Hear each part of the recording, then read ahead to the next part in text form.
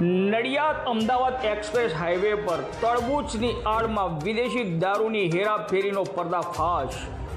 11 લાખથી વધુનો મુદ્દામાલ જપ્ત।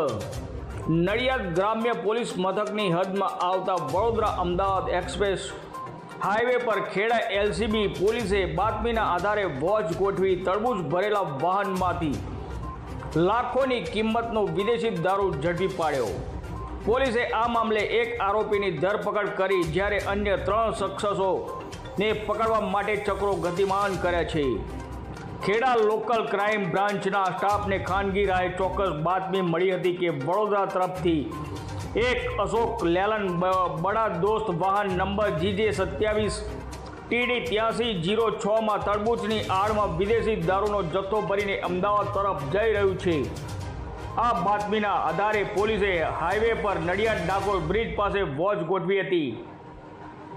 તે દરમિયાન શંકાસ્પદ વાહન આવતા પોલીસે તેને રોકવાનો પ્રયાસ કરતા ચાલક વાહન ઊભું રાખવાને બદલે અમદાવાદ તરફ હંકારી મૂક્યું હતું। પોલીસે તુરંત જ ખાનગી વાહનમાં ફિલ્મી ડબે પીછો કરીને શેરડી નદીના પુલ પાસે આ વાહનને કોર્ડન કરીને આંતરી લીધું હતું।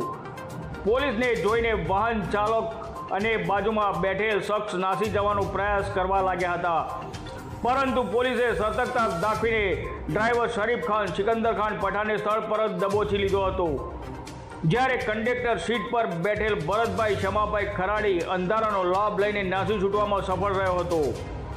ઝડપાયેલા વાહનની તપાસ કરતા પાછળના ટ્રોલીના ભાગે છૂટા તરબૂચ ભરેલા જોવા મળ્યા હતા। પોલીસે તરબૂચ હટાવીને તપાસ કરતા નીચે પૂંઠાના બોક્સમાં છુપાયેલો ભારતીય બનાવટનો વિદેશી દારૂ મળી આવ્યો હતો।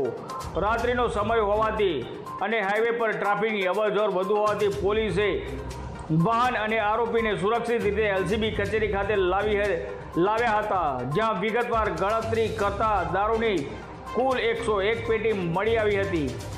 આ પેટીમાંથી વિદેશી દારૂની કુલ 3684 નંગ બોટલો અને ક્વાર્ટર મળી આવ્યા હતા, જેની કિંમત રૂપિયા 7,17,276 થાય છે। આ ઉપરાંત પોલીસે 4 લાખ રૂપિયાની કિંમતનું વાહન, એક મોબાઈલ ફોન અને રોકડ રકમ મળીને કુલ રૂપિયા 11,18,276 રૂપિયાનો મુદ્દામાલ જપ્ત કર્યો હતો।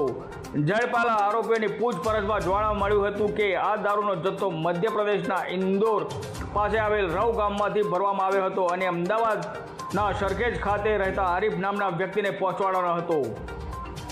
પોલીસે આ મામલે શરીફ ખાન પઠાણ, ભરતભાઈ ખરાડી અને આરીફને સાથે મુદ્દામાલ ભરી આપનાર શખ્સોની વિરુદ્ધ ગુજરાત પ્રોહિબિશન એક્ટની વિવિધ કલમો હેઠળ ગુનો નોંધી કાયદેસરની કાર્યવાહી હાથ ધરી છે।